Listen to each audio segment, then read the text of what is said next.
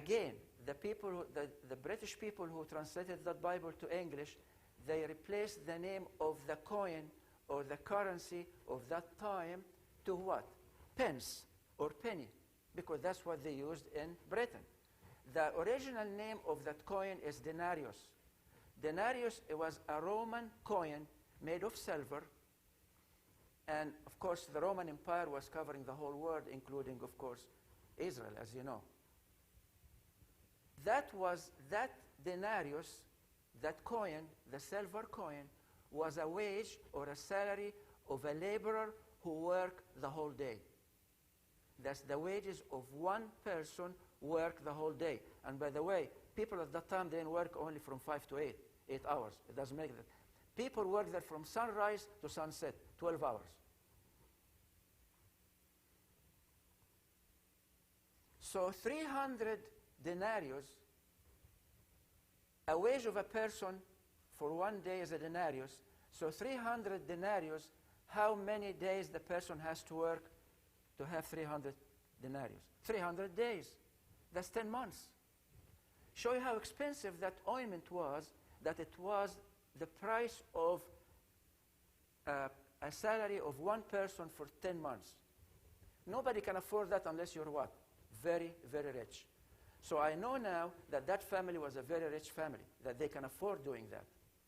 So you see what verse 2 in chapter 11 lead us to how I knew now that that family was very rich and they can afford having Jesus and his disciples in their home.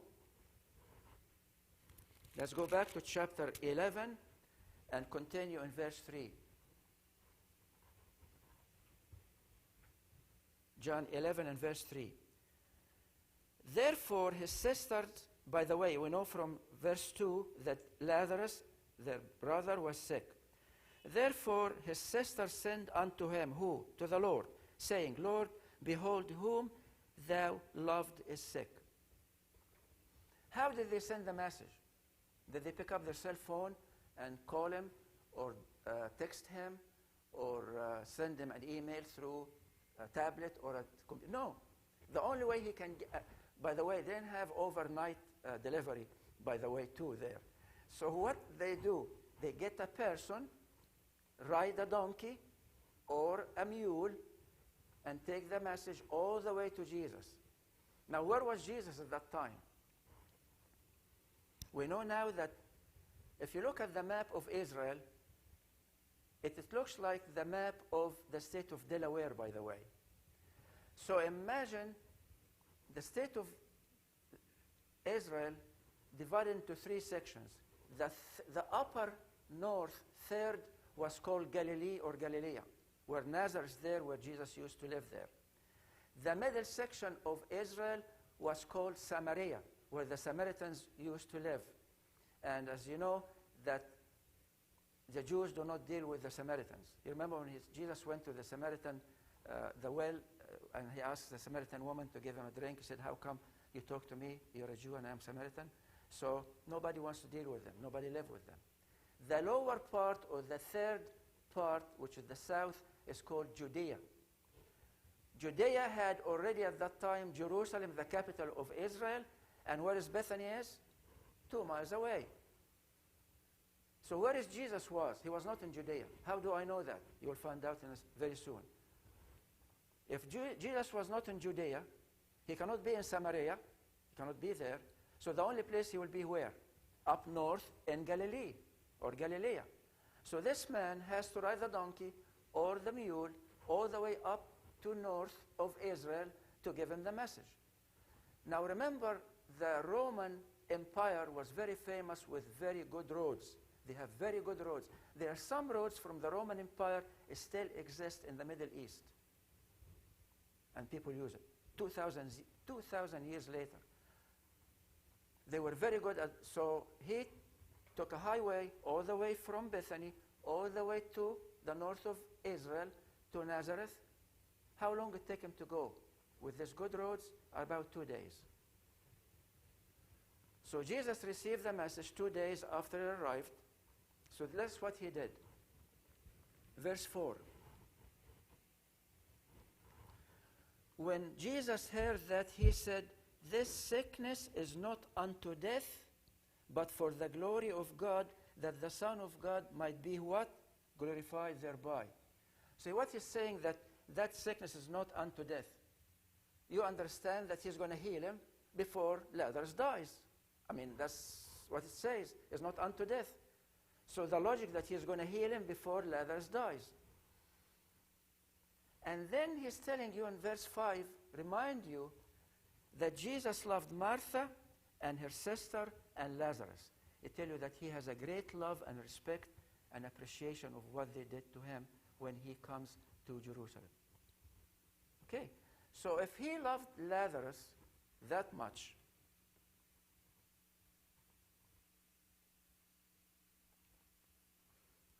let us see what he said in verse 6, which is the following verse. And I'm going to read it and tell me what do you think he said. Ready?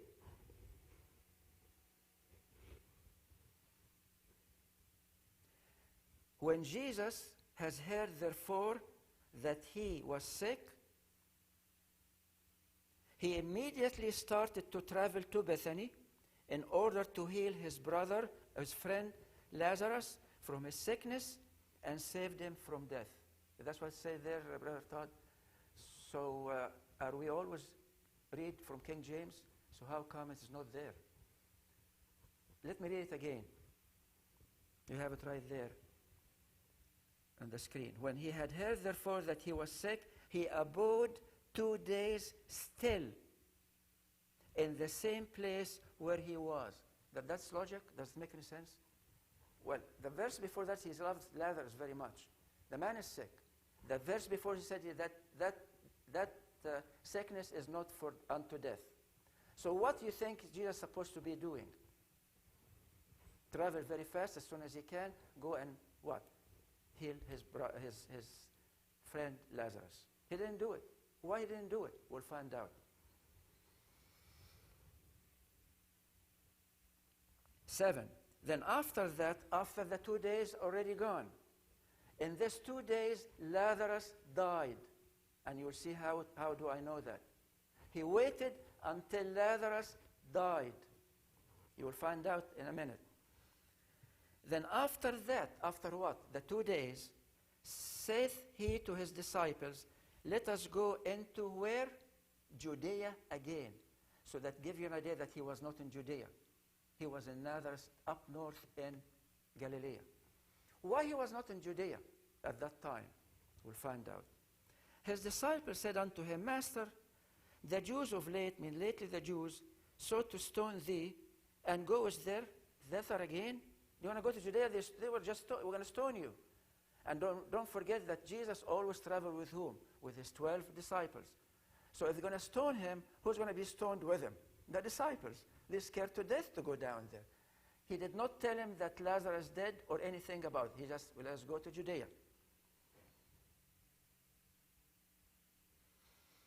9. Jesus answered and said, there are not 12 days in the day, 12 hours in the day.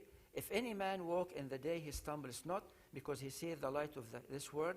But if a man walk in the night, he stumbles because there is no light in him. It's not about that he's going to travel during the day. Jews do not travel at that time after sunset. 11. These things said he, and after that he said unto them, what? Our friend Lazarus sleepeth. He did not tell him that he died. He said, sleepeth. But I go that I may awake him out of sleep. Then said his disciples, Lord, if he sleep, he shall do well. This is a custom in the Middle East countries when you call a friend by phone and ask to talk to him, and the one who answers is his wife, and tell him, I want to talk to so-and-so. She said, well, he's taking rest. That means that he's sick, or he's not feeling well. They don't say sick. They said, well, he's just sleeping. He's taking some rest. This means that he is not feeling very well, and that's why he's taking his rest. And that's what he said there. The disciples said in 12, verse 12, then said his disciples, Lord, if he sleep, he shall do well, that he's going to recover. He'll be okay. Howbeit Jesus spake of his death, but they thought that he had spoken of taking What? Of rest and sleep. Until now, he did not tell him plainly that Lazarus is dead. 14. Then said Jesus unto them plainly, Lazarus is dead. Look at verse 15. It is very strange verse, what he said. He said, I am glad for your sakes that I was not there. How could he be glad that he was not there when Lazarus was sick and he died? He said, I am glad for your sake that I was not there. What does it mean? We'll find out later. To the intent that ye may believe, nevertheless let us go unto him.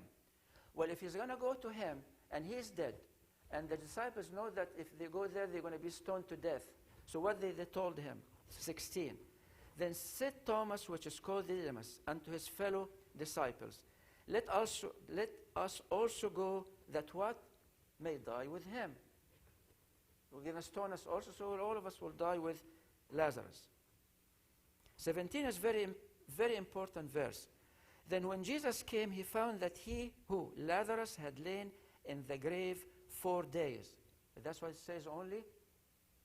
You see what say already? Why the word already was added? Nobody will say, well, he probably was there in the grave 2.5 days, 2 3/4 of a day. He had already passed 4 days in the grave. So when did Jesus showed up?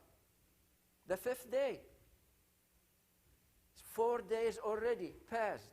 So when he showed up, the following day, the 5th day in the morning. What do you think the reception of Martha and Mary to Jesus when he showed up the 5th day after their brother had died and was in the grave?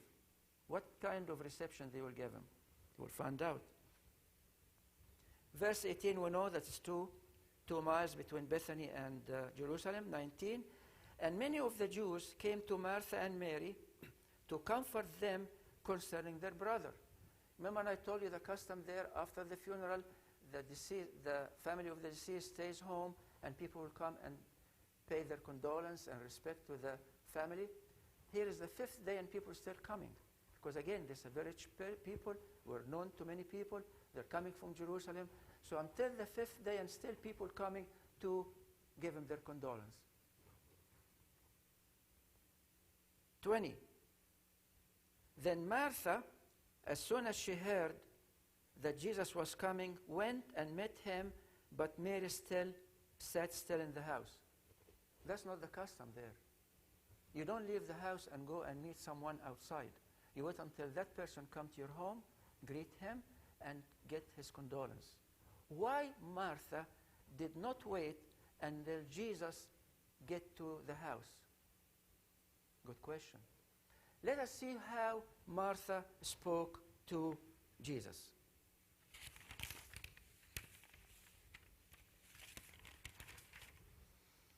Verse 21.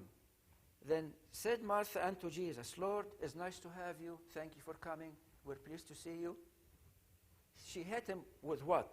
She said, Lord, if thou had been here, my brother had not died.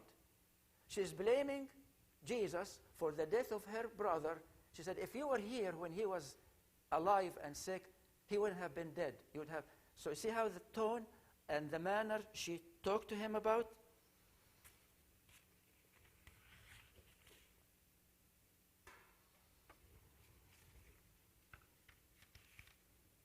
She was very disappointed. You can see from the tone of and the manner she talked to him that she is resenting and disappointed of what. Here is not even didn't come in the day of the funeral. He didn't come the first day after he was buried. Not the second day. Not the third day. Not the fourth day. He showed up what? The 5th day. So you could imagine how resented she was and upset. She did not wait. She did not allow him to go to the house because she does not want him to go to the house. She blocked him. And you'll see that now. 22, she starts to say it softly, but I know that even now whosoever thou wilt ask of God, God will give it to thee. Jesus was very calm. He did not get upset. 23, Jesus said unto her, thy brother shall rise again. She said, well, of course I know that he rise again in the last days. I need him now. I don't want him to. I know that he's. Look what 24 said. Martha said unto him, I know that. He shall rise again in the resurrection at the last day. She knows already that. She's not interested in that. She's interested that how come you, Jesus, did not come and heal my brother when he was alive. That's all she has in her mind. 25. Jesus said unto her, what? I am. Stop. The only one who say I am in the Bible is God himself. Remember at the end of in the Revelation said, I am the Alpha and Omega, the beginning and the end. That's the deity.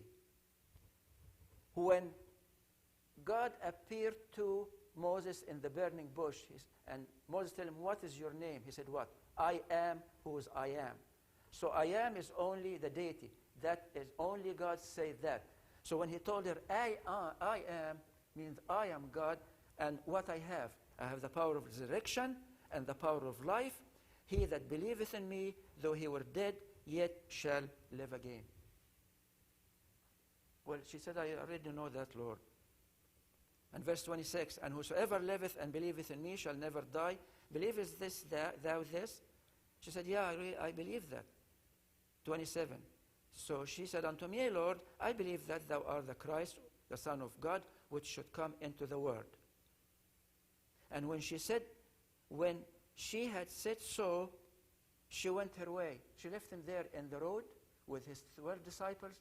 She never invited him to come to the house. She left him right there standing in the road. And where did she go?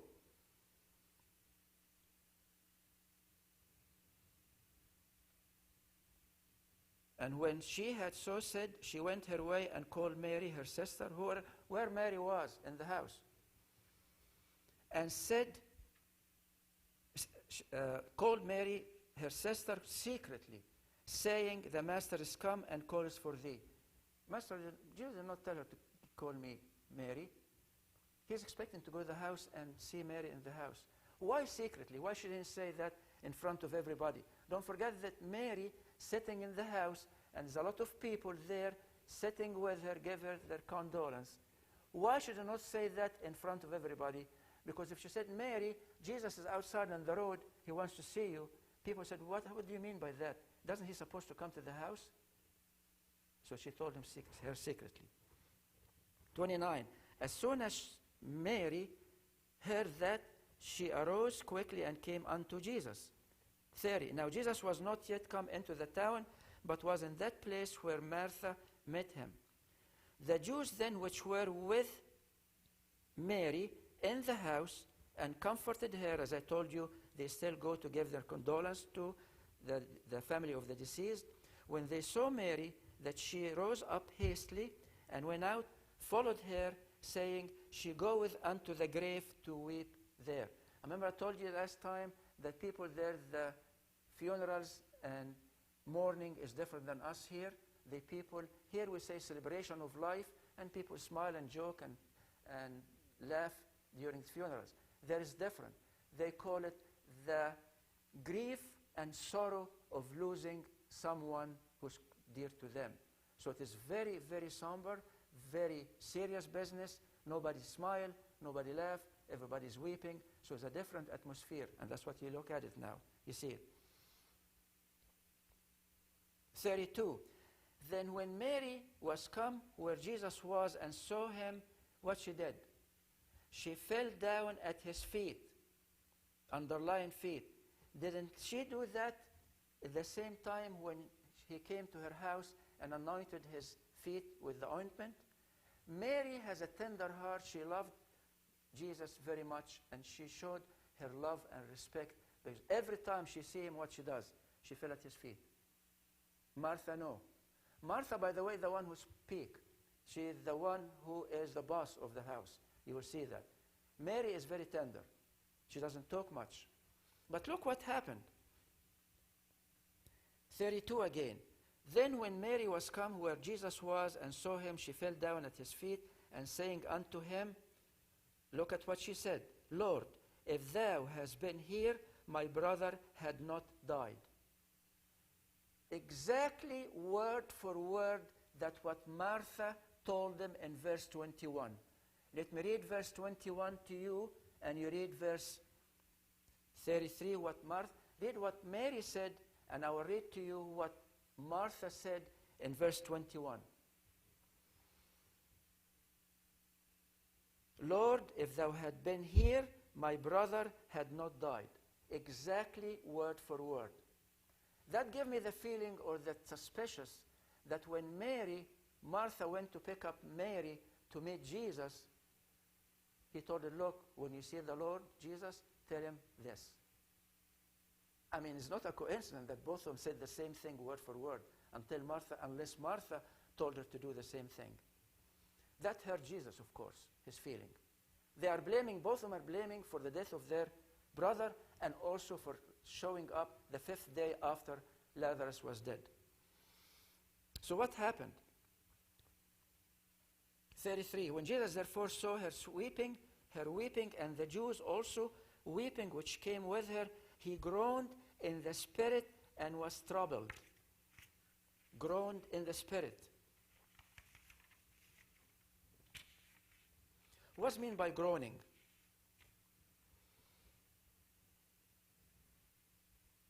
And said in the spirit. Groaning means to utter, U-T-T-E-R, to utter a deep and mournful sound, expressive of pain or grief. He groaned twice. This is the number one groaning. When he groaned here, he groaned what in the spirit. He was feeling their pain, their sorrow, and he felt the same pain like they did.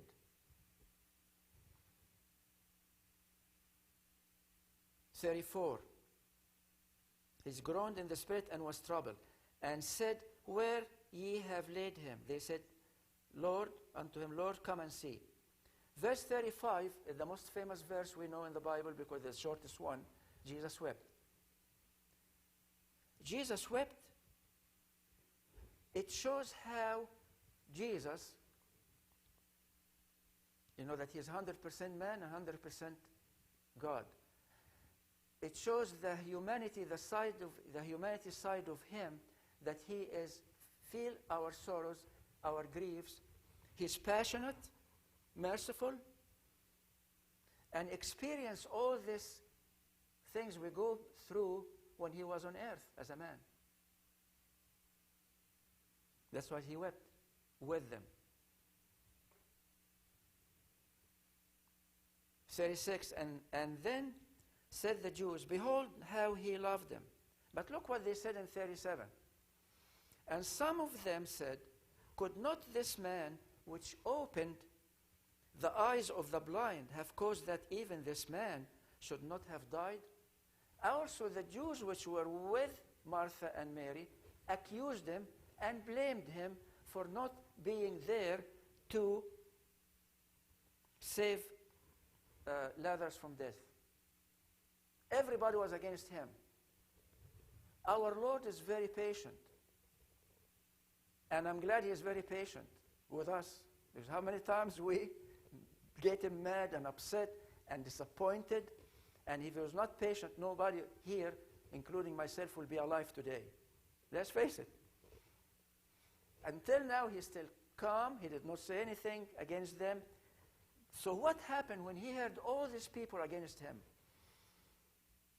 Verse 38. Therefore, Jesus therefore again groaning in the spirit, no. He said groaning in himself comes to the grave. What is the difference between the first groaning and the second groaning? The first groaning was with them, sad and grief for their loss. The second groaning, he's feeling the pain that the people are giving him, they're accusing him and blaming him for the death of Lazarus. That's the difference between the two groaning. First one for grief, the second one for the pain they caused him. Because he said groaning in himself. Comes to the grave, and it was cave, and a stone lay upon it. Look what happened. Jesus said, take ye away the stone. Who's talking here now? Martha. Again, Mary is a very quiet person. Martha, the sister of Lazarus, him that was dead, said unto Jesus, Lord, by this time he stinketh, for he has been dead, what, for 4 days. Remember I told you last time that when they bury the dead in the Bible land, and until today, they don't preserve the body. They don't inject it with preservatives to keep him from what? Decomposing and decaying. So they have to bury him right away within 24 to 48 hours. Because after that, the bacteria will start working on that body. It will liquefy and dilute everything in that body. Everything will be mush. It will be destroyed. And then the worms will come and finish the job. So tell him, what are you doing, Lord? He's been there in the grave for 4 days. If you think that you're going to resurrect him, there's nothing there left for him to resurrect him. His body is gone. It's not there. Will the Lord know that? The Lord waited for 4 days, the 5th day, for something very important to do. Look what he said in verse 40. Jesus said unto her, said I not unto you, didn't I tell you, Martha, if thou would believe, thou should see what? The glory of God. It's the same words that he used in verse 4. Look at verse 4 in chapter 11. Go back to verse 4. It says, when Jesus heard that, he said, that Lazarus is dead, this sickness is not unto death, but what? For the glory of God, and only what? And also what? And the Son of God might be glorified thereby. So you're going to see the glory of God. You're going to see what I'm going to do. I know that that body which is in there in the tomb is no good. It's gone. It's decayed, decomposed. 41. Then they took away the stone from the place where the dead was laid, and Jesus lifted up his eyes and said, Father, what did he say first thing? I thank thee. What? Does he need to thank the Father? Of course not. But he wants to show us when you approach the throne of God, the first thing we have to do is what? You ask him, well, you need to do this and this and that, and do it my way, and this is the best way to do it, Lord, and hurry up. I need it to be done yesterday. He said, the first thing when you approach the throne of the Lord, you say to him, what? I thank you. Why? I thank you, why? That thou hast heard me. And I know, that's Jesus talking, and I knew that thou hearest me sometime, always. Sometimes said, well, God is very busy during the week. I'm going to talk to him in the weekend. He might not have more time for me. Always. He always hears us. He's teaching us something, it's amazing. He doesn't have to say that. But he said that why? Look what he said. 42. And I knew that thou hearest me always, but because the people which stand by, I said it. So people will hear what I said. That they may believe that thou hast sent me. And when he has spoken, he cried with a loud voice, saying, Lazarus, come forth. And he that was dead came forth, bound hand and foot with grave clothes, and his face was bound about with a napkin. Jesus said unto them, loose him and let him go. So what Jesus did exactly? We were taught always that Jesus raised Lazarus from the dead. One miracle. He performed 3 miracles, not one. Why? The body is there, is no good anymore. He cannot resurrect it. It's gone, decomposed. He has first to what? To create a new body. Then he put life on that body, number 2, and resurrected it. There's 3 of them. Who had the power of creation, life, and resurrection? God himself. So he proved to the people there around in the gravesite, and to Martha, and to Mary, and to us who read this story, and for the people who read it for the last 2,000 years, that what is he? He was God himself. And last thing I want to leave with you, who really benefited very much from the whole story? Lazarus. Lazarus started with a very sick body. He ended up with what? A brand new, healthy body. So you can see how we sometimes we are impatient with our Lord. We want him to do things our way. And say, well, Lord, it's logic, you know, like that here, he's sick, he's supposed to leave right away and go to heal him. He didn't do that, he did the opposite. Because he had something better for others.